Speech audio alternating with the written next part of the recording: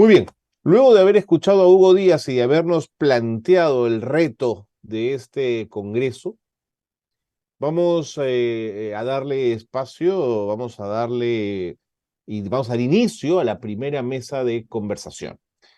Esta es una mesa muy interesante que lleva por título los chatbots, otras tecnologías emergentes y futuros modelos de escuela, opciones presenciales y virtuales.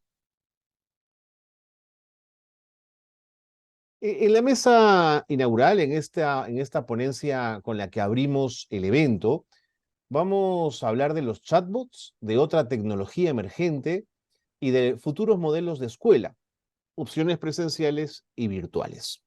Ese va a ser el tema de esta mesa que abre el Congreso Encinas. ¿Quiénes van a estar con nosotros? Se los quiero presentar inmediatamente para darles pase y poder escucharlos. En principio, va a estar Javier Echevarría, a quien todos conocemos, seguimos y apreciamos mucho. Además, ¿cómo te va, Javier? Muy buenas tardes. Muy bien, feliz de poder estar aquí, Carlos, y aprecio mucho esta oportunidad de llegar a todos los maestros en este congreso tan importante. Yo quiero contarles un poquito más de Javier. Javier es psicólogo por la Pontificia Universidad Católica del Perú. Tiene un máster en consultoría y educación en la Escuela de Graduados de Suiza. También cuenta con un diplomado de habilidades gerenciales en el Instituto Tecnológico y Estudios Superiores de Monterrey, en México. Es coach ontológico certificado por The New File Network. Es creador y fundador de MOVE, Modelo de Orientación Vocacional Estructural. Casa Polilla dentro de terapias y talleres orientadas a las familias, a jóvenes y a niños, y forma parte del Centro PIT, que es una consultora dedicada a la transformación individual y organizacional. Javier además cuenta con una, por supuesto, reconocida carrera actoral de más de 30 años y con mucha presencia televisiva también, como recordamos. Va a ser un gusto poder escuchar a Javier esta tarde. Y también nos acompaña Lea Sulmón, Lea que se encuentra en este momento en Francia y que está conectada con nosotros a esta hora. ¿Cómo te va, Lea? Bienvenida, gracias por estar Bien, con nosotros. feliz de estar acá en este congreso, abriendo este primer día, ¿no? Del congreso. Contenta más de estar en este panel, rodeada así de Javier y de ti, o sea, esto es un lujo. Y de amigos, claro que sí, Y Lea, de amigos, muchísimas de todos los gracias. maestros y maestras. Nos conocemos los tres hace mucho tiempo. Sí, Bueno, Lea Sulmón la conocemos porque, digamos, la hemos tenido ya en otros congresos encinas sí. como protagonista de los mismos. Es educadora, es consultora, experta en los ecosistemas digitales del aprendizaje. Está muy metida en los temas de innovación educativa, diseño curricular, en desarrollo docente también. Ella ha sido creadora de la dirección de la UPC Online y de la carrera de Educación y Gestión de Aprendizaje en esa misma casa de estudios, en donde se desempeña como docente del pregrado y del posgrado. Ujú, Lea también se ha desempeñado en cargos de dirección académica en instituciones de educación superior técnica y universitaria. ujú. Actualmente es asesora pedagógica de Fundación Telefónica, es una bloguera empedernida de la comunidad de Educarred, ¿qué tal sí? Y de ¿Qué tal Teamku y sí? Marca Academy, Ujú, proyecto educativo afiliado a la red Acton Academy.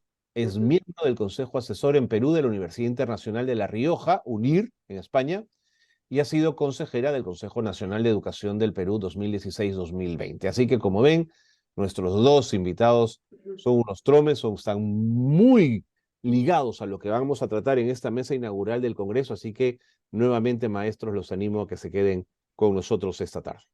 Javier, ¿te parece si comenzamos contigo? 15 Claro que minutos, sí. tiempo repartido para cada uno y luego salpicamos esto con una conversación Ujú. abierta. Adelante, por favor.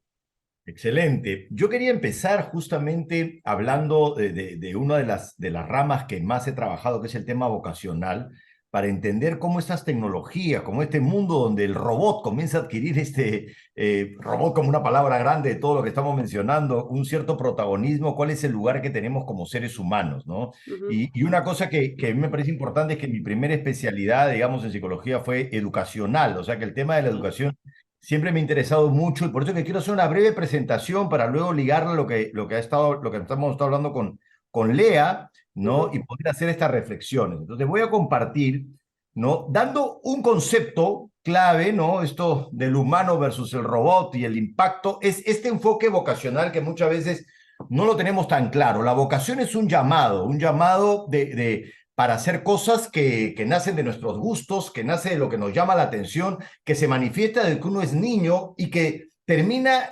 dándole una forma a tu ámbito laboral. Y que la escuela es también un canal donde uno puede encontrar y desarrollar su vocación. Entonces yo quiero darles este concepto. Una cosa son las tareas. Las tareas es una palabra grande y cada uno la puede entender de muchas maneras, pero en el enfoque vocacional tiene que ver con realizar cualquier cosa tangible. Por ejemplo, este PPT está dentro de una tarea. Un diseño curricular, como lo que hace Lea, está dentro de una tarea. No solamente es el trabajo individual, ¿eh? Puede ser un trabajo colectivo, pero que hay un resultado tangible. La programación de algo es una tarea. Dibujar algo es una tarea. Es decir, cualquier tipo de actividad que uno puede ver, ¿no? Que puede algunas veces tocar, ¿no? Porque cuando es digital no se toca, pero que es tangible. Una tarea, ¿no? Pero también hay otro tipo de actividades que son la relación. Y es que cuando lo que tú haces, el más intangible, produce un efecto en el otro. Es decir, cuando tú convences a alguien, es una actividad de relación, es una vocación por la relación, ¿no? Entonces, por ejemplo, hablemos en una empresa, ¿no? Hay trabajadores que realizan un montón de tareas. Por ejemplo, en mi empresa consultora, tengo de profesionales que graban, que editan, ¿no? Que me realizan justamente los PPTs, que me llenan el Excel con todas las cuentas, qué sé yo, que escriben los posts, que hacen una serie de actividades que son tareas.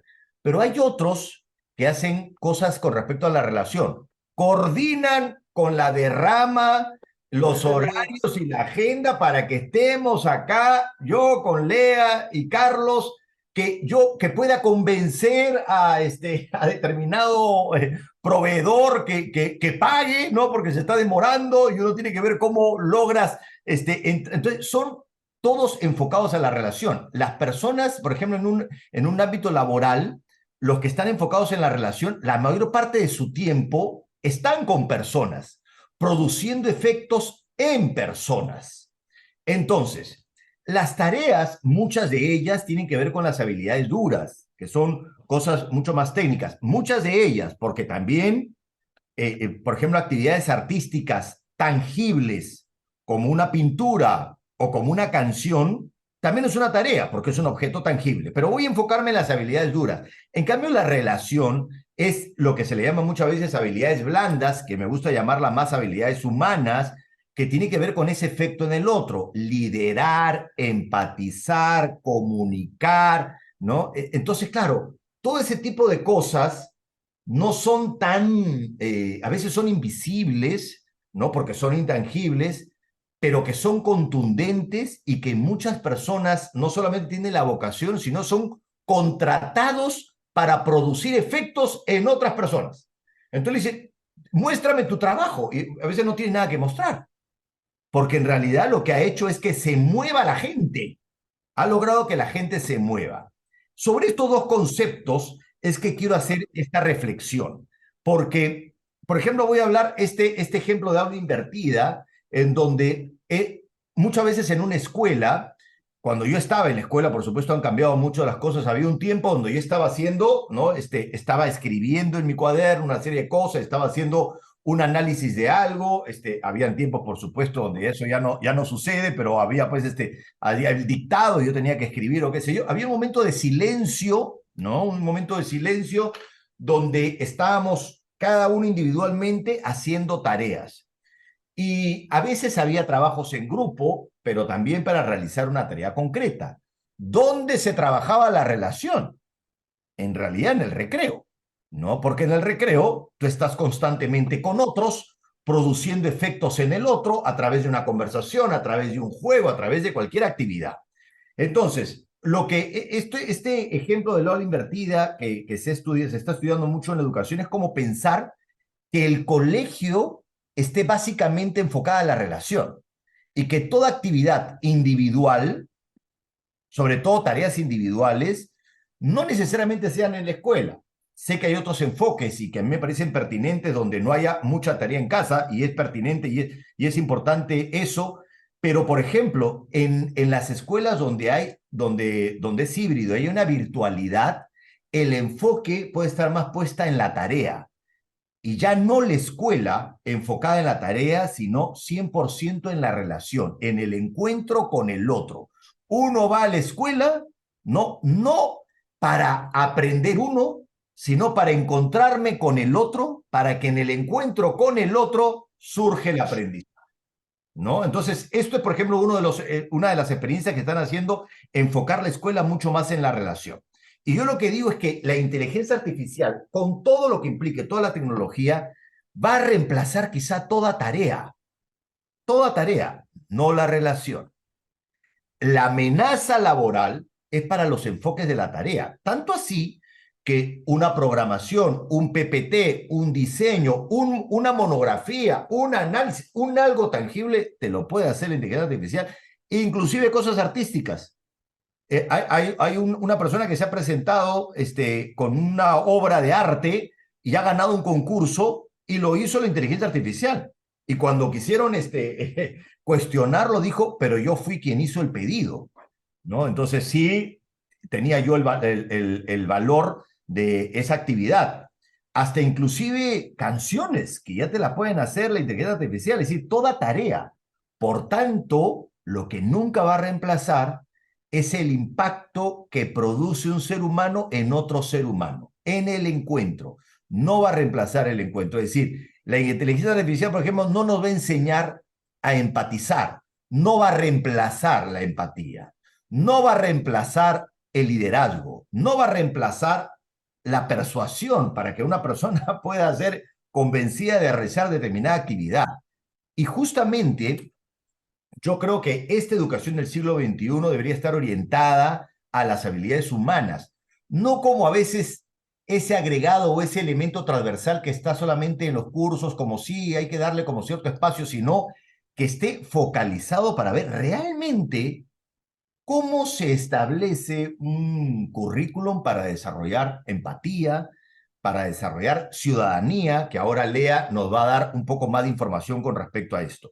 Esta cita en el CADE estudiantil en el que participé y que fue para mí muy impactante cuando estuvo Cristóbal Cobo, que dijo, si quieres asegurar tu trabajo en un mundo tecnológico, asegúrate de ser más humano, porque todo lo que puede ser reemplazado en términos de sistematización va a ser reemplazado.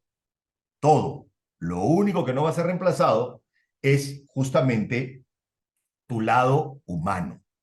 Entonces, eso me parece fundamental, que si queremos preparar a todos los estudiantes para el mundo del futuro, asegurémonos de moldear su corazón lo suficientemente bien para que pueda diferenciarse de una máquina. Porque si una máquina puede hacer lo que tú haces, algo de lo humano se perdió en el camino. Porque lo humano nunca va a ser reemplazado y por eso lo repito varias veces. Y quiero hablar de algunos ejemplos de esta educación del siglo XXI, ¿no? Quiero poner aquí los títulos, por ejemplo, liderazgo. Por ejemplo, liderazgo. Por ejemplo, corresponsabilidad. Por ejemplo, ciudadanía, que lo va a desarrollar Lea. Y quiero hablar de liderazgo. Hablando, por ejemplo, cómo podemos fomentar el liderazgo en el clima educativo. Yo trabajo mucho con empresas y se mide mucho el clima laboral.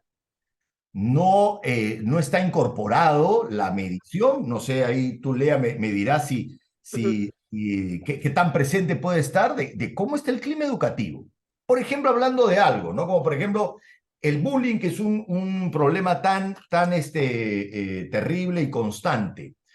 Muchas veces trabajamos en que el chico tiene una responsabilidad con respecto a su vida, ¿no? Y tiene que, digamos, cumplir con una serie de estándares, pero uno tiene una corresponsabilidad con respecto al bienestar ajeno. La escuela forma en esa corresponsabilidad. Es decir, cuando alguien se siente mal en la escuela, los estudiantes tienen una corresponsabilidad frente a eso? ¿Cómo trabajamos el liderazgo en ese ámbito? Porque claro, hay escuelas que trabajan de liderazgo, sí, pero ¿con quiénes? Con aquellas personas que muestran un perfil de liderazgo. Entonces le dan más responsabilidades, ¿no? Me acuerdo en mis tiempos había pues el brigadier, yo fui brigadier y eso cambió mi vida. Hay delegados, hay escuelas donde ponen el alcalde, qué sé yo. Perfecto. Y los que no tienen un perfil de liderazgo, ¿no le enseñamos nada con respecto a eso? Esa capacidad de poder hacerte cargo también de que ciertas personas puedan tener mayor bienestar, ¿no? Porque yo en algunas escuelas, por ejemplo, se trabaja el concepto de liderazgo en términos del hermano mayor. Entonces viene una persona que recién entra a la escuela y otra persona de años superiores le dicen, ok, tú vas a ser pues como el hermano mayor que te vas a ocupar de eso. ¿Y a quiénes eligen esos hermanos mayores? Los que muestran ciertas habilidades de liderazgo. Y los que no, para mí, para fomentar el clima educativo, todos deberían de tener una formación en liderazgo que no hay ni en la escuela ni en la universidad, ¿ah?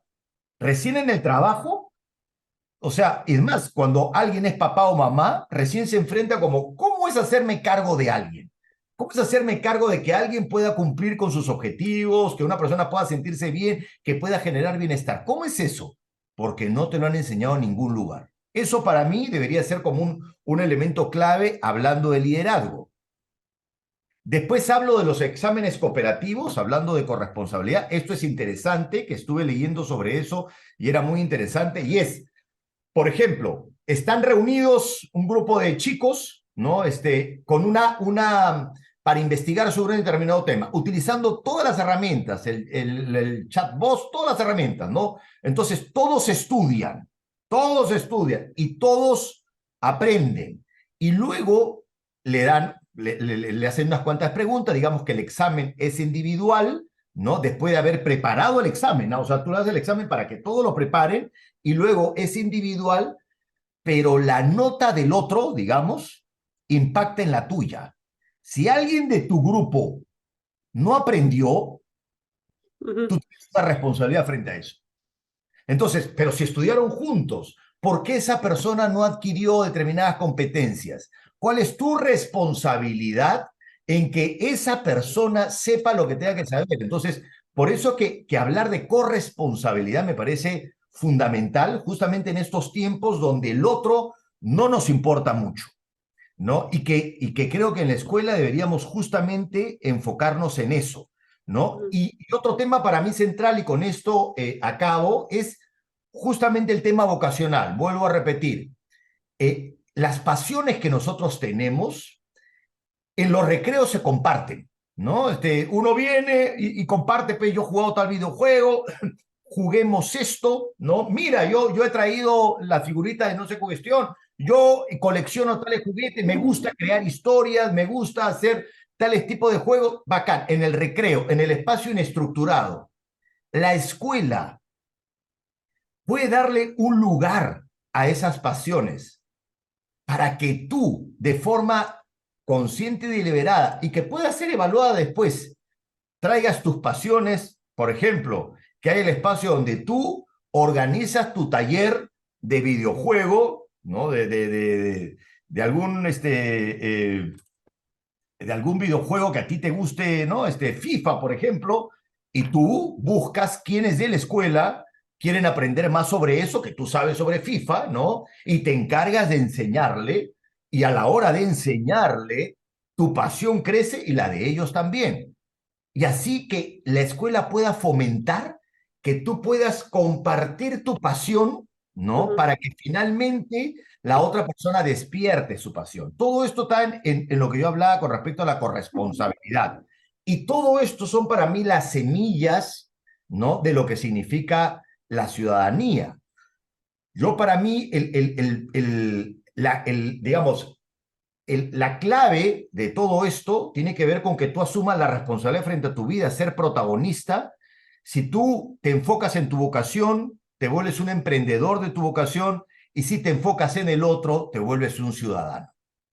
Y con esto, mi querida Lea, te doy el pase para que podamos hablar de ciudadanía. No sé si quieres que yo deje compartir y pongas tú tu presentación o yo la comparto Eh, si quieras. si quieres la compartes, te voy pidiendo así, ¿no? Vamos Perfecto. haciendo signos como para que pareciera Ahí está. que lo hemos coordinado, lo hemos trabajado con Ya Javier está. y muchas gracias. He tomado muchas notas, no sé si se ve bien porque para mí Se ve muy ahorita, bien, se ve muy bien.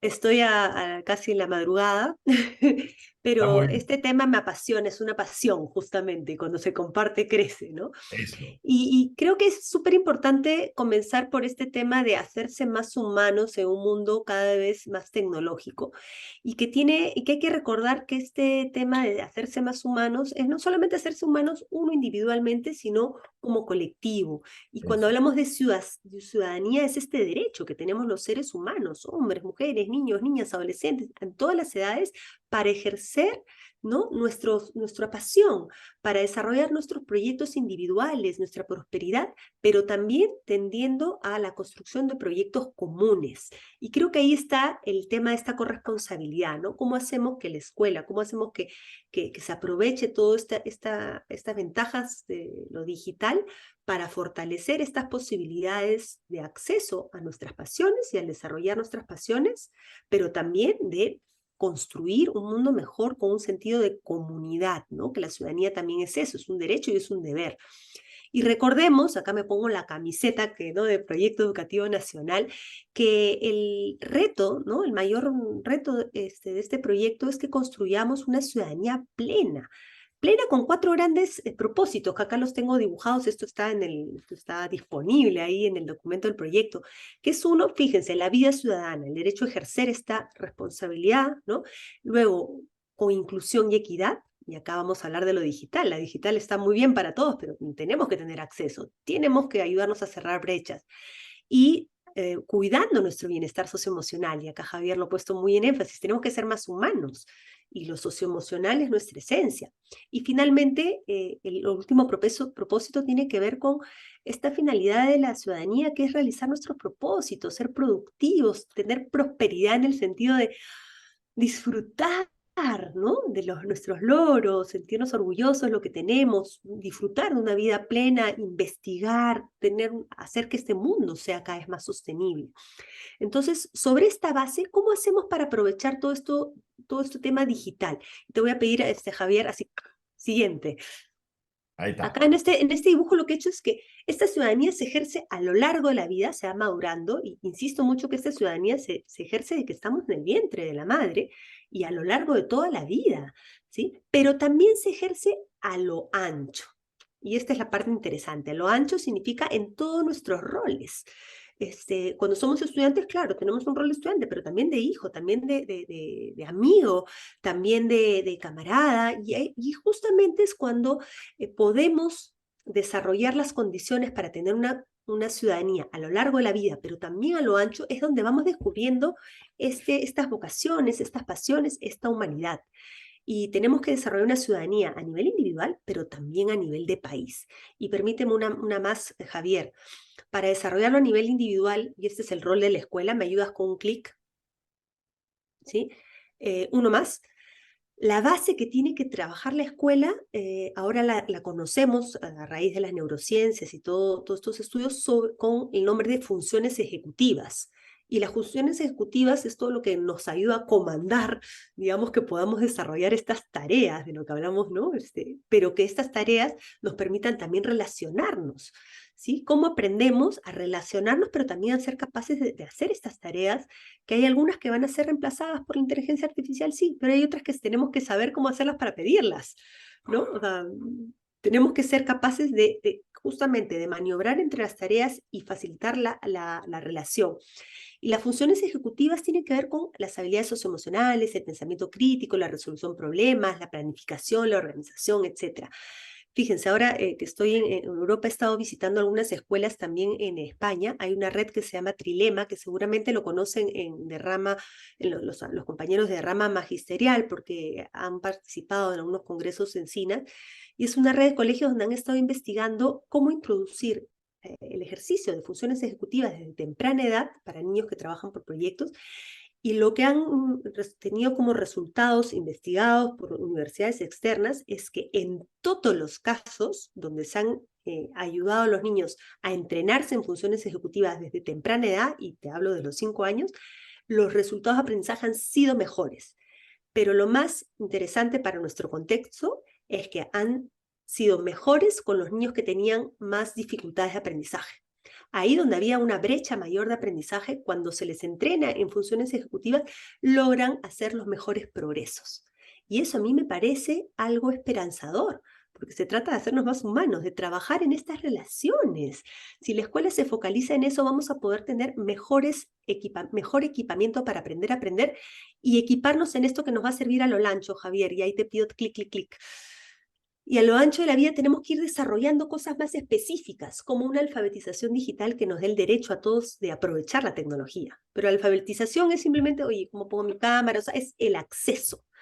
Pero el cierre de brechas tiene que ver con ser competentes y el poder desarrollar la ciudadanía con justamente desarrollar una competencia que nos habilite en los roles que querramos jugar para ser ciudadanos digitales responsables, participar, actuar, relacionarnos, ¿sí? Entonces creo que donde tenemos que repensar la cosa en la escuela, en equiparnos para ser más humanos, para aprender a aprender y empezar a descubrir cuáles son nuestros roles, dónde queremos desarrollarnos. ¿Qué tal si la escuela es el espacio en donde descubrimos esta pasión, no simplemente donde nos llenan de contenidos en horas interminables de cursos? Y una más así, para poder hacer un dibujito de la escuela. Fíjense, en estos cuadrantes lo que he hecho es dibujar en la línea horizontal, la línea horizontal superior, la escuela presencial, ¿sí? Es más, cuando yo busco escuela, las primeras figuritas que me salen son estas. Una profesora parada delante de la pizarra y los demás sentados. Por favor, después de 2 años de pandemia, de retorno, si hemos aprendido que esto no es la escuela y pretender regresar a esta escuela es como retroceder al siglo pasado, ¿no? Entonces, sí, es un formato donde aprendemos, pero ¿es el único formato? Yo los invito a repensar los escenarios de aprendizaje. Durante la pandemia, en muchos casos hemos tenido un formato grupal virtual, no en todos los casos. Vamos a la parte inferior izquierda. Muchas veces han sido formatos presenciales individuales, ¿sí? Aprendo en casa con la radio, por ejemplo. O, si teníamos acceso a la tecnología, individual, virtual, y no nos conectábamos con nuestros compañeros. El 50% de los niños de los últimos años han aprendido en estos formatos, solos, solas, sin relación, ¿sí? Y la tecnología es un habilitador, un potenciador de estas relaciones, solamente que si no tenemos las condiciones país para eso, no podemos sacarle el jugo. Y acá ustedes de repente verán unos muñequitos que he podido poner acá. Y creo que lo que busco con esto es decir, cómo repensar estos escenarios. Podemos aprender en todos esos escenarios, no exclusivamente, sino combinadamente, y podemos usar la tecnología, los chatbots, por ejemplo, para ayudarnos a entrenarnos en ciertas cosas que podemos hacer individualmente. Javier hablaba del ejemplo de aula invertida. ¿Qué tal si estamos en un escenario, por ejemplo, individual, virtual, donde nos entrenamos con un software, por ejemplo, uno que se utiliza en las escuelas de secundaria, Khan Academy, para aprender matemática, que ya tiene a Chamigo, que es uno de los primeros tutores virtuales que están entrenándose, que ayuda a potenciar al estudiante en su proceso de aprendizaje. Es como un tutor individual, no le da las respuestas, sino lo ayuda a encontrar su camino porque aprende como aprende el estudiante. Fíjense, ¿eh?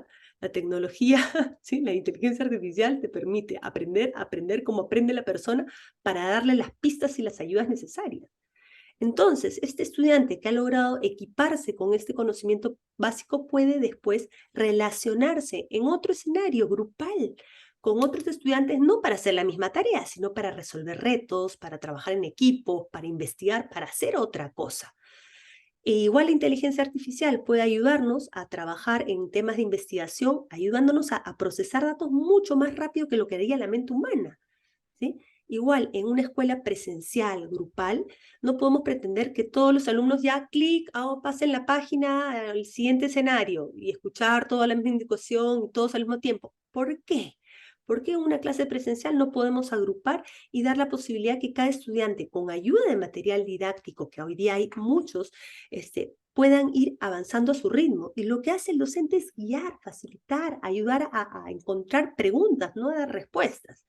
Entonces creo que repensar los escenarios de aprendizaje es básico para explotar la tecnología, porque si queremos utilizar una tecnología potente como la inteligencia artificial para hacer todos lo mismo de la misma manera, estamos retrocediendo en el tiempo, estamos dedicándonos a las tareas, como dice Javier, y no a las relaciones.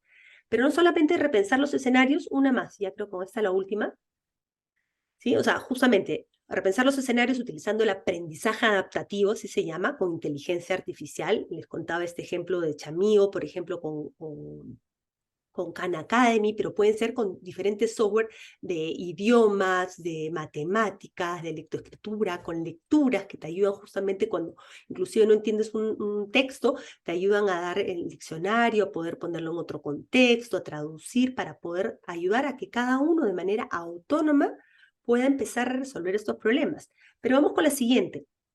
No solamente hay que repensar los espacios, sino las trayectorias. Sí, dale clic, por ejemplo. ¿Por qué la trayectoria tiene que ser siempre en lo individual? Y grupal, perdón. ¿Por qué no puede empezar individual y virtual? ¿Qué tal? A ver, Javier, yo sé que eres fan de la secundaria. ¿Qué tal si la secundaria empieza dándole al estudiante la libertad de escoger sus horarios virtualmente, ¿no? Que le encantan dormir más tarde, avanzar, y en la tarde, más adelante, ir a un escenario grupal? ¿No sería más productivo? O sea, ¿por qué la trayectoria de aprendizaje tiene que ser igual? O si no, dale clic, ¿no? Y después a pasar a un escenario virtual con otros estudiantes que no necesariamente estén en la misma localidad, mi mismo pueblo, mi misma ciudad, sino nos abrimos al mundo, ¿sí? O sea, ¿por qué el escenario tiene que ser pensado en un contexto físico del siglo pasado cuando ahora podemos estar en un escenario global, como ahora? Cada uno está en una ciudad distinta. Esto es posible. Uno más. Imaginémonos situaciones como la de la Amazonía o de sitios donde es difícil congregar a los estudiantes todo el tiempo y muchos estudiantes se demoran más tiempo yendo a la escuela que estando en relación con sus compañeros en la escuela. ¿Por qué no trabajan de manera presencial con recursos educativos propios? Y si existe la tecnología, que es una cosa pendiente, adelante, una más, de manera virtual y poder tener espacios más conjuntos, ya sea de manera virtual grupal o inclusive grupal presencial. Entonces, el escenario y las trayectorias tienen que ser potenciadas justamente para poder aprovechar la relación. Si seguimos pensando en una escuela de la misma manera, con horarios, con timbres, esto no va a poder suceder. No vamos a poder construir una ciudadanía en un mundo digital que nos está exigiendo ser cada vez más humanos. Y la última, esto pasa, obviamente, por promover la inclusión digital como país. Entonces, creo que desde el sector educativo debemos seguir insistiendo muchísimo en que tenemos que facilitar el acceso. Acceso a conexión de Internet. Por ejemplo, yo ahorita estoy en una zona rural, ¿sí? Que creo que sería imposible estar en Perú en una zona rural conectada. Estoy conectada con mi teléfono, con mis datos de teléfono. ¿Sí? Estoy logrando tener esta conexión confiable, en la medida de lo posible, asequible, ¿sí? Y tengo una infraestructura tecnológica que es mi celular, pero funciona, pero necesitamos equipamiento y dispositivos adecuados para cada uno. No es el mismo dispositivo para un niño pequeño que para un adolescente o para un estudiante tecnológico secundario. Y finalmente algo que sí tenemos que trabajar, y ahí no solamente es un tema de país, sino sobre todo el sector educativo, en contenidos y servicios digitales relevantes en la lengua local, en la relevancia cultural, para que pueda haber un aprendizaje significativo. Y una lucha pendiente en el país como en el mundo es cerrar la brecha de género, con oportunidades de igual acceso y uso para todos y para todas, ¿no? Entonces creo que el desafío de aprender a lo largo de la vida y de ser más humanos tiene que ver con cerrar estas brechas, ¿no? Entre poder desarrollar la ciudadanía a lo largo, a lo ancho de la vida, y tener las condiciones como país, ¿no? Creo que las escuelas estamos en una situación ideal para repensar nuestra transformación y solamente hace falta atreverse. Gracias. Muy bien, gracias Lea. Gracias Javier. Javier, no sé si quieres añadir algo a lo que ha dicho Lea, quisieras incorporar algún dato que se nos haya quedado en el camino. Bueno, una cosa que ella mencionó y que me encantó, porque la imagen que puso en lo presencial, grupal, ¿no? Dice que es lo que siempre aparecía, ¿no? Pero aparecían las personas sentaditas en su silla, ¿no? O sea, es decir, cada uno en su pequeña isla llamada carpeta, ¿no? Mirando Sí. a un profesor que es el que lo sabe todo. Y claro, y no es que cuando buscaste esa imagen proliferan las imágenes de la gente hablando entre ellos, trabajando en equipo, No. discutiendo, conversando. No es lo que ocurre. Y otra cosa que me parece bien interesante en lo que has mencionado, Lea, es que yo, como te digo, a mí menciono el tema vocacional porque como psicólogo me interesa todo el tema profesional, desde el adolescente que va eligiendo hasta la persona que trabaja en la empresa. Bueno, en la empresa, que es a los lugares a los cuales van a ir esos estudiantes, ya es así. Es decir, tú eliges tus horarios, Claro. en qué momentos trabajas virtualmente, haces tus tareas en tu casa y vas al trabajo para las reuniones en equipo, para el encuentro con el otro, para la conversación, no para meterte con tus audífonos en un Claro. escritorio y no ver a nadie. Ya eso no tiene Sí. sentido, ¿no? Hacerte todo el trámite de irte hasta allá para no vincularte con el otro, no tiene sentido. Me ha parecido fascinante todo lo que has expuesto, Lea. Muy bien, Bueno, creo que Javier, Lea, yo sí. tengo algunas preguntas que quiero compartir con ustedes. Em, digamos, están dirigidas, pero por favor, cualquiera tómelas si les parece que hay algo que decir al respecto, ¿de acuerdo? Javier, yo me he quedado pensando en la palabra relación Ujú, y he establecido como un puente hacia la palabra vínculo, que me parece que son palabras útiles ujú, para esto. Sí, Eh, y creo que la revisión de mis vínculos, mi vínculo con mi maestra, mi vínculo con mis amigos, tiene también un momento de introspección y de mirada hacia adentro. Hay una abstracción, hay un entender qué siento, cómo lo siento, qué me dicen estas emociones, ¿no es cierto? Que me parece que también hay que destacarlo. ¿Por qué lo destaco? Porque si algo ha hecho la tecnología y hay investigaciones que lo sostienen en los últimos años, son dos problemáticas que a mí me preocupan mucho y de las cuales se va a hablar en este Congreso.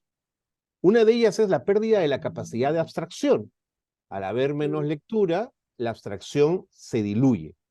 Y luego hay una pérdida en la calidad del lenguaje, porque claro, leemos menos, lo audiovisual nos atrapa más.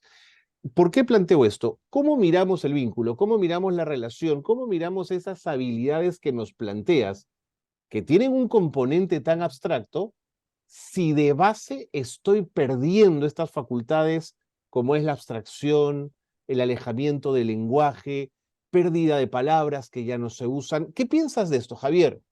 sí, me parece fascinante cómo lo planteas. Me gustaría hacer un discernimiento que me ha Por gustado mucho favor. cómo vinculas este vínculo con relación. Es cierto, un vínculo es una relación ya establecida, ¿no? Pongo de ejemplo, yo voy y Ujú. compro un helado, entonces me relaciono con ese heladero. Son relaciones, pero cuando ya con ese heladero ya nos conocemos, ya se generan afectos, entonces ya se construye el vínculo. Y el Tu vínculo aparece. casero. Exacto, aparece como un tercero, es este fenómeno mágico de uno más uno surge tres, Mm, donde ya no solamente podemos decir como en una familia que es la suma de los individuos, sino que hay un nosotros, que es esa abstracción de la cual tú hablas, que adquiere como vida propia y que moldea a los individuos. Por ejemplo, la cultura de un país es una abstracción que ya funciona de forma invisible y que moldea a sin las duda. personas. Entonces, claro, eso va a existir teniendo tu capacidad de abstracción o no. Lo que va a ocurrir es que te va a permitir entenderla menos. Mm, Entonces, es curioso porque me ha hecho pensar tu pregunta y yo la devuelvo con otra pregunta. Es cierto que la gente, no es que la gente lea menos en el sentido de, porque están todo el tiempo leyendo WhatsApp, sino que se queda menos tiempo en un tema para poder profundizar en ese tema. Es como leer, ¿no? Puro meme, ¿no? Leer puro meme. Al final del día de pronto ha leído 50 páginas, pero 50 páginas donde una línea no tiene relación con la otra. Por mm, tanto, no te permite sostener la atención para construir el entendimiento de ese vínculo. Yo me pregunto, esto que ha ocurrido con a nivel digital está muy directamente relacionado también con una cultura de victimización, donde nadie reconoce cuál es tu parte de responsabilidad en aquello que ocurrió.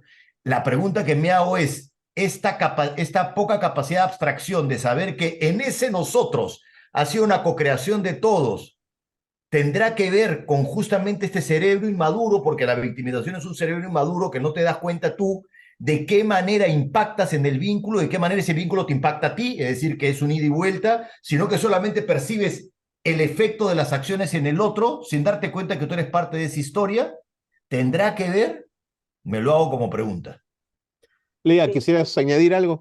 Sí, yo creo que este tema de la mentalidad de víctima, nos está jugando una mala pasada y hoy día se pone más en evidencia. ¿Qué es la mentalidad de víctima cuando, por ejemplo, un niño en la escuela, ay, no sabía dónde estaba la tarea? Por ejemplo, yo lo veo con Mm, mis estudiantes, ¿ya? ¿Dónde estaba eso? Le digo, y en vez de pedirles que lo busquen, tú se lo das. ¿No? Y nos pasa a nosotros también, ¿eh? Fíjense en las amistades, en las relaciones personales. ¿Me puedes pasar tal cosa? Oye, ya te la pasé hace 2 días en el WhatsApp. Ah, pero vuélvela a reenviar. ¿Qué está pasando ahí? ¿Qué está pasando con la autonomía y con la responsabilidad? O, por ejemplo, mucha gente que pone una publicidad en redes sociales, ¿no? Y tú ves las preguntas que hacen las personas, ¿qué hacen la pregunta de lo que está puesto ahí? sí, No lo señora. terminan de leer, Sí, ¿sí? señora. Eso para mí todo eso es mentalidad de víctima. Ya estamos entendiendo, ¿lo ven? Los maestros lo Exacto, entendemos claro. al toque. No, ¿cuándo es el examen? ¿Cuándo es tal cosa? ¿Hasta cuándo se entrega la tarea? Uno hace un sílabo que se demora 40 horas en hacer un sílabo y tienen los estudiantes preguntando qué hay.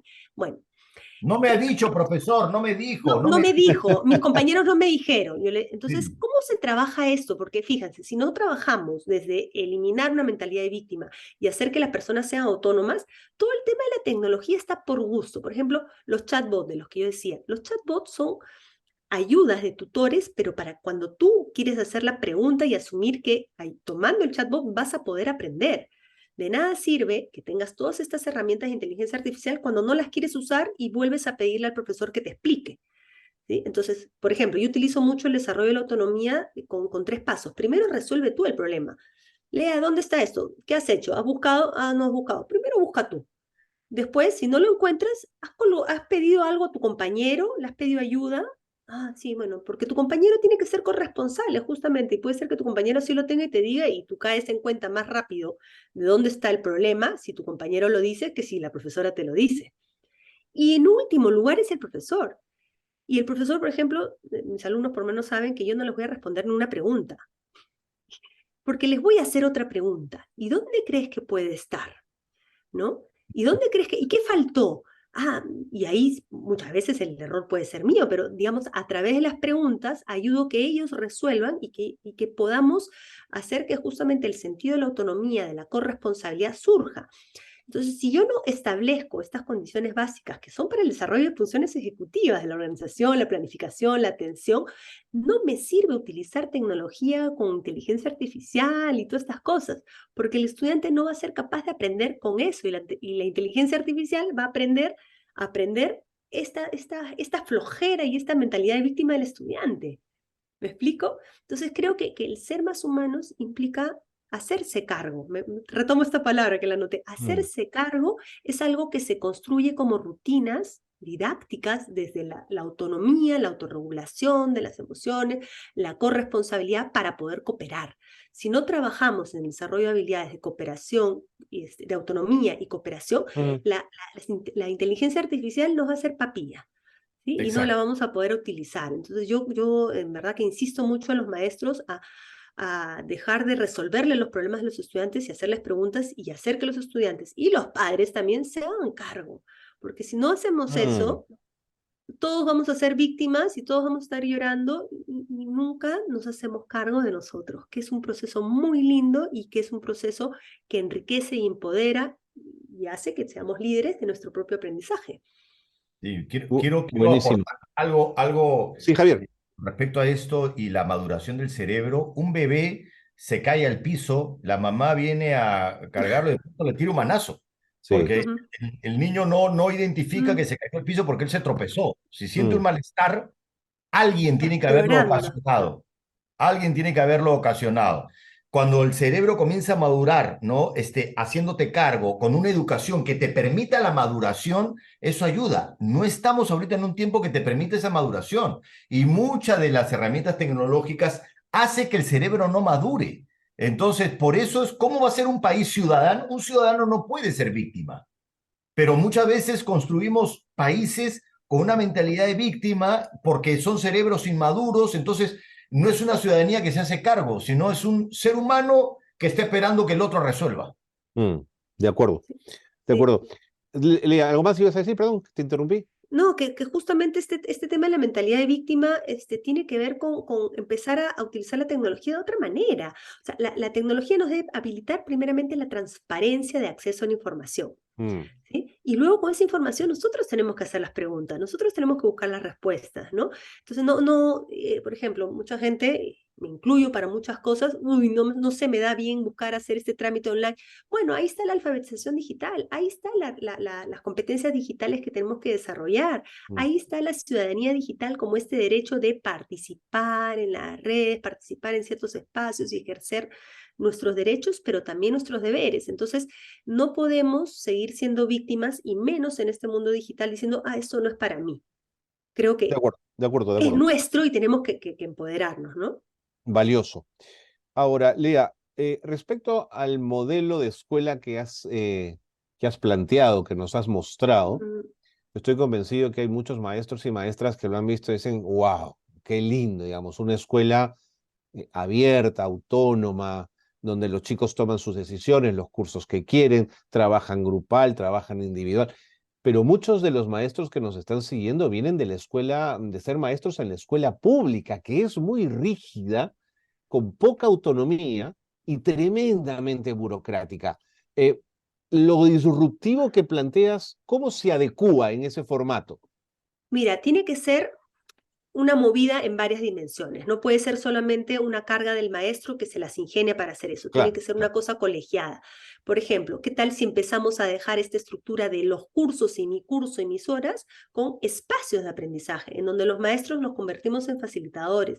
Hemos hablado tantas veces de las metodologías de aprendizaje basado Mm, en proyectos. O sea, todas estas metodologías que desarrollan competencias no se pueden seguir haciendo bajo una estructura de aprendizaje por contenidos. así Entonces, es. creo que las estructuras escolares primero deberían cambiar sus horarios. ¿Sí? Es un tema de horarios, ¿ah? Y trabajar en codocencia. Por ejemplo, yo estoy viendo experimentos en escuelas públicas acá.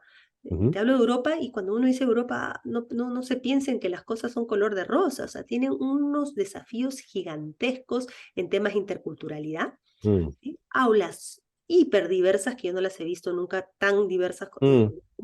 y qué es lo que se está haciendo. O sea, por ejemplo, en vez de que cada docente se haga cargo de su grupo, son dos docentes que abren el aula, ¿sí? Y ejercen codocencia. Y tú dirás, uy, ¿cómo me hago? Si de 20 no puedo hacerme cargo, de 40 me puedo hacer cargo. Te puedes hacer cargo de otra manera, trabajando en equipos, en individual. Aquel niño que necesita ayuda va a trabajar a su ritmo. Aquellos niños que pueden avanzar en algo, otras cosas. Y para eso la tecnología nos ayuda. Tenemos material diversificado. O sea, yo insisto, si hay buen contenido, buen material, se puede diversificar y se puede dar, o sea, ¿cómo aprende un niño a leer? Leyendo. Entonces, que pueda tener un lugar cómodo para leer, otros para investigar, trabajando por rincones. Mira, la educación infantil ha avanzado mucho más en eso que la educación primaria y secundaria. Creo que deberíamos retomar un poquito más todas las experiencias que hace desde educación infantil y empezar reorganizando los espacios y el horario. Con esas dos movidas, tenemos mayor posibilidad de implementar metodologías que ya los maestros saben, aula invertida, ABP, aprendizaje basado en servicio, tantas cosas que los maestros han capacitado, pero a la hora de implementarlas les viene esta restricción de la organización escolar. Entonces creo que desde la organización escolar hay que insistir un poco en cambiar eso. ¿Qué tal? Sí, siempre empiezo con esta frase del blog, lo hacen por grados. A ver, prueben en un grado, prueben en 2 grados cambiar esto. Hagamos pilotos, nos aprendemos de nuestros errores y luego vamos avanzando un poquito más, un poquito más. No se trata de hacer cambios radicales, se trata de hacer pequeños cambios graduales, que nos sintamos empoderados, que veamos que funcionan y la evidencia dice que sí. La evidencia dice que sí funciona. Esto es un liderazgo de la escuela que tenemos que hacerlo porque no podemos seguir aprendiendo bajo el modelo antiguo. Vamos a seguir retrocediendo, no vamos a cerrar brechas, no vamos a construir ciudadanía. Javier, Sí, sobre... quisiera agregar que una cosa que es fundamental que el ministerio tiene que incorporar más es la flexibilidad. Mm, Una cosa es el ministerio, otra cosa es la realidad, ¿no? Pero el ministerio casi en los diseños curriculares casi pone cuántas veces respira el Sí. profesor y en qué sí, momento respira, señor. ¿no? ¿En qué momento respirar? Entonces, claro, no hay espacio para trabajar con lo que emerge, ¿no? Con lo que ahí sucede. ¿Cómo ha sido este espacio? Nos hemos puesto más o menos de acuerdo. Después tú dices que van a hacer ciertas preguntas. Yo no sé qué preguntas se van a surgir. Entonces, eso lo hace más orgánico, lo hace más real. Por supuesto que en la vida real sucede, y esos profesores que tratan de seguir su planificación de cuántas veces respiro y en qué momento digo, para que el minuto a minuto, a la hora de la hora, la realidad te rompe tu plan, ¿no? Y tienes que como adaptarte y ver cómo cumples con el ministerio cuando la realidad te está rompiendo esa planificación. Y yo creo que si el ministerio se acerca a la realidad con flexibilidad, debería dar espacio a que al espacio vacío, a que surja, a que emerjan las cosas.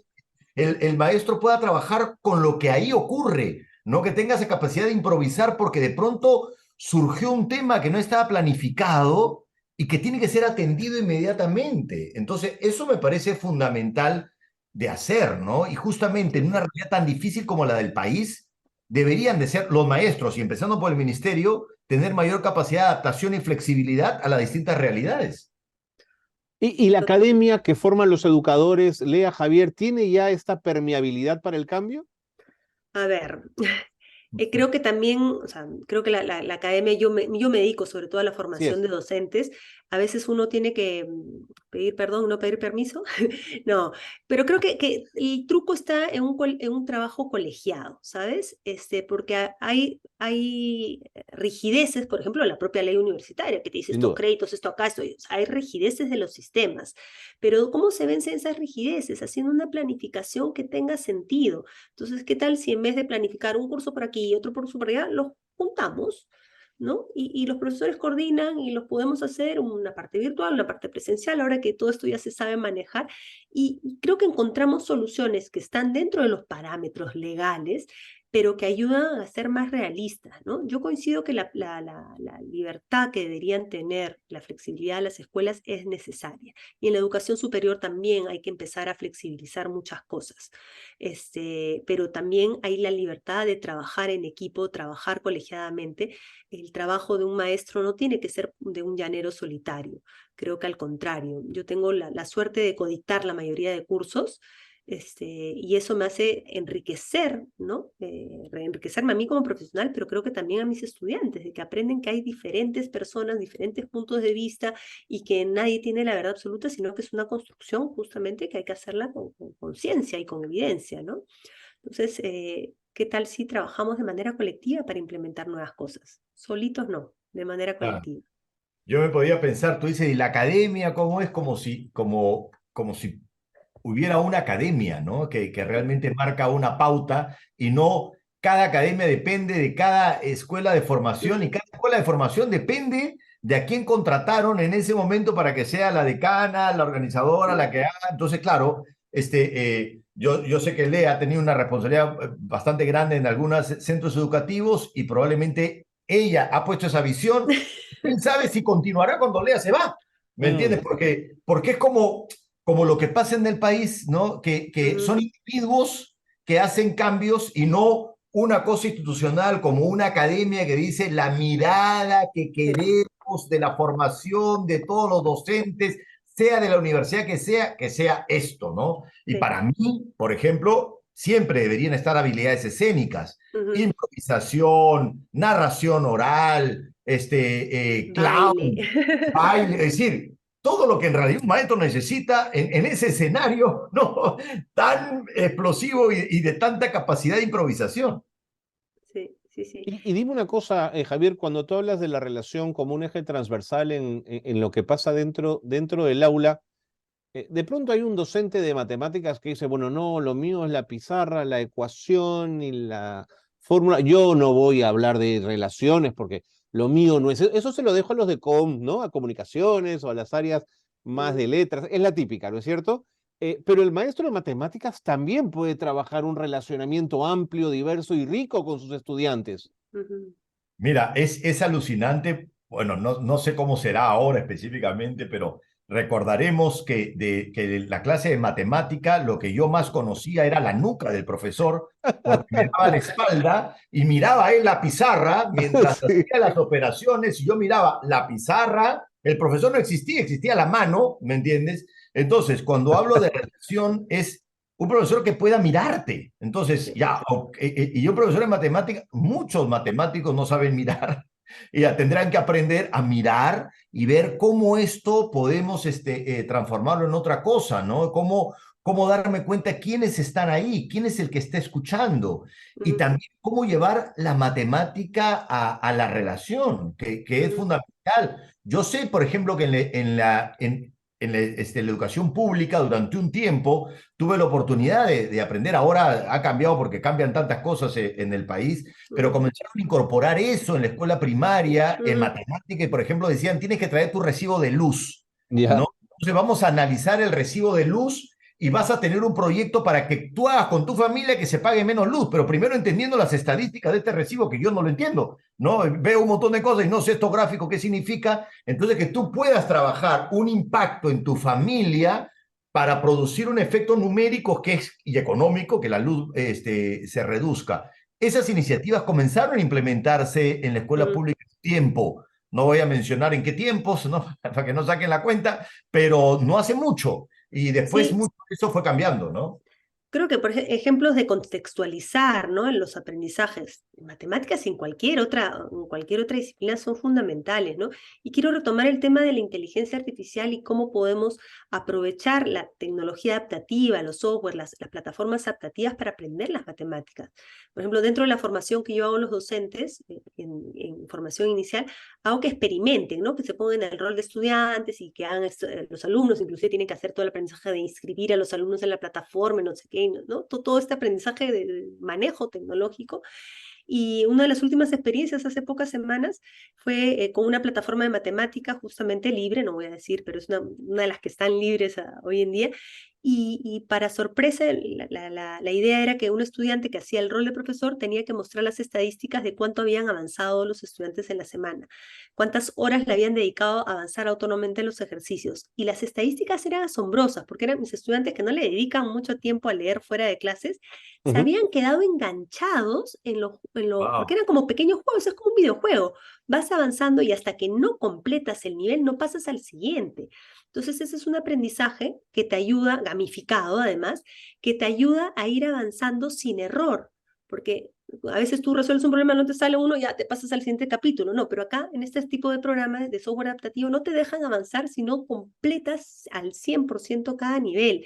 Entonces te va dando una base homogénea para todos, sobre la cual es mucho más fácil que el maestro haga ese tipo de ejercicios, porque si tú ya te hiciste los módulos o los escenarios sobre fracciones, agarras, llegas el vacío, el recibo de luz, no de tu casa, sino del condominio donde vives o el vecindario para fraccionar, porque muchas veces la realidad es que no te llega el recibo de luz, sino que cada uno le tiene que pagar la luz que se jala del cable al otro, ¿sí? Entonces pongámoslo más complejo. Y si ya te sabes las fracciones, vas a poder utilizar eso en otros entornos, ¿no?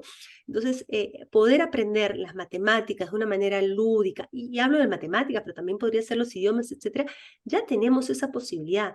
Entonces, la relación tiene que ser aterrizar estas cosas a cosas concretas, o sea, estos aprendizajes a cosas concretas, ¿no? Y creo que para eso se necesita autonomía y después cooperación, que son las bases de la relación, ¿no? Exacto. Javier, ¿ibas a comentar algo? No, me parece fascinante esto que mencionas y claro, hay esto que ha mencionado Lea de la gamificación, es decir, cada vez más el videojuego tiene que ser incorporado a la escuela. Es el lenguaje y muchas veces se ve como el enemigo dentro de la familia. O sea, Mm, no, este chico que está metido tanto tiempo y por algo está, de repente algo está sacando.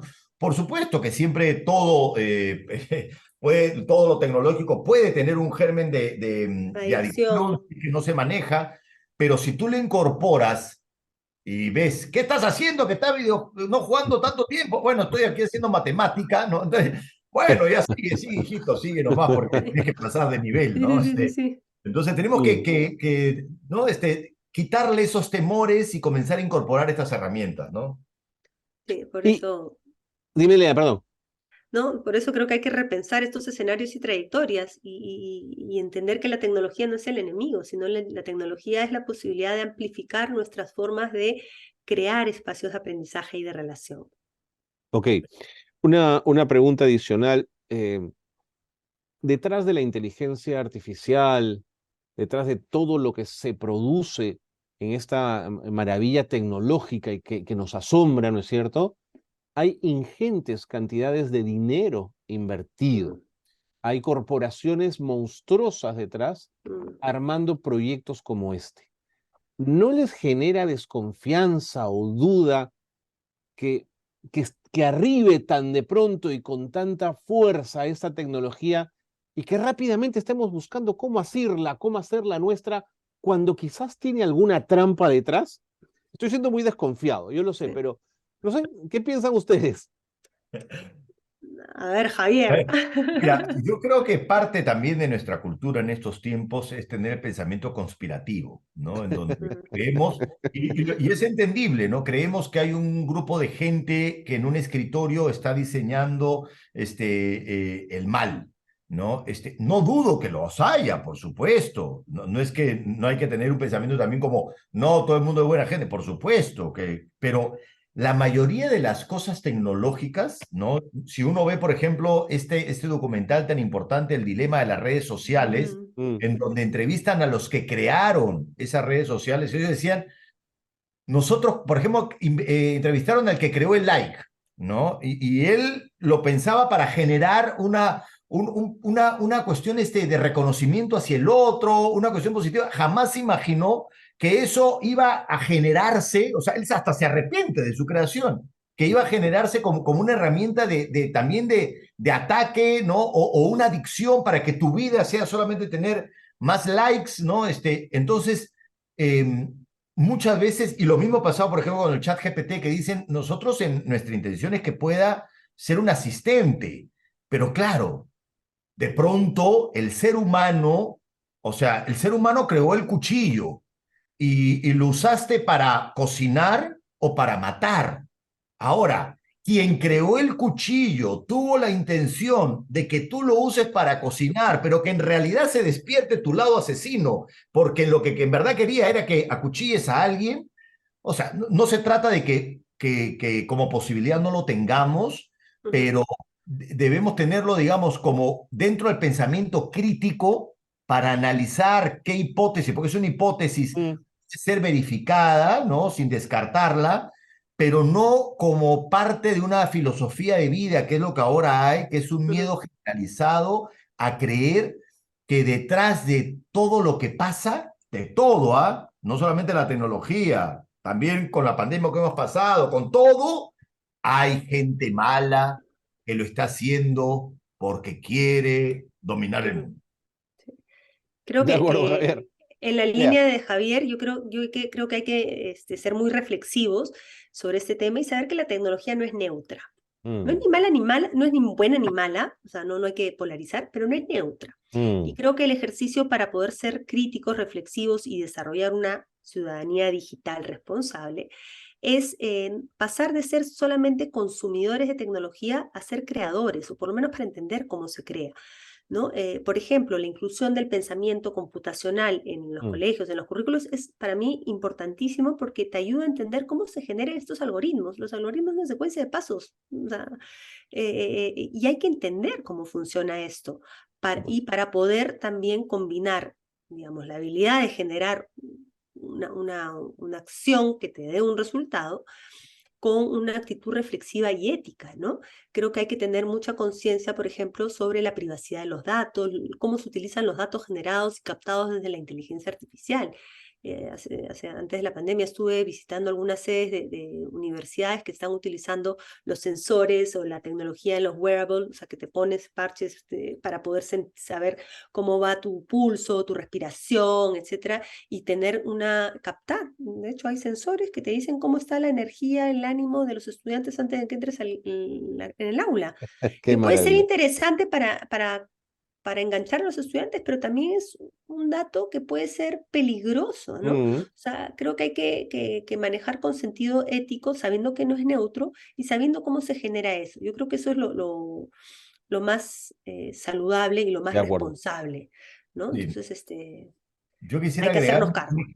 un ejemplo reflexivo con Ya respecto a para eso. cerrar, Javier, nos hemos Justamente, Sí, pasado sí. en una conversa aquí de lo más Estamos bien. inaugurando, estamos inaugurando, inaugurando. sí. Para cerrar, Javier, Justamente por vi un favor. video en relación a eso que decían, cada vez que tú usas un filtro para tu cara, En realidad ese filtro está escaneando tu cara para un banco de datos para saber Sí. quién eres y para qué sé yo, una serie de cosas. Que de repente es verdad, de repente es verdad o no, pero para mí la reflexión que debería estar en la escuela es, ¿por qué tanta necesidad de un filtro? Mm. ¿Por qué tanta necesidad? O sea, ¿qué pasa con tu rostro sin filtros? ¿No? Y creo que esas reflexiones a veces no las traen a las escuelas, ¿no? Y creo que esas son las cosas que deberíamos de traer. De acuerdo. Javier Echeverría, Lea Sulmón, mil gracias. Creo que haberlos escuchado ha sido espectacular como para comenzar a Ujú. generar debate, discusión en este Encinas, en esta edición. Muchas gracias a ambos. Creo que ha sido gratísimo tenerlos aquí y les mando un gran abrazo a nombre de la derrama magisterial. Gracias por haber participado del Encinas. Un gran Gracias, abrazo. un gusto. Un Gracias, Leo. abrazo. Lo máximo. Qué buena mesa. Yo de alguna manera intuía, Lea Sulmón y Javier Echeverría nos iban a proponer una mesa sumamente interesante.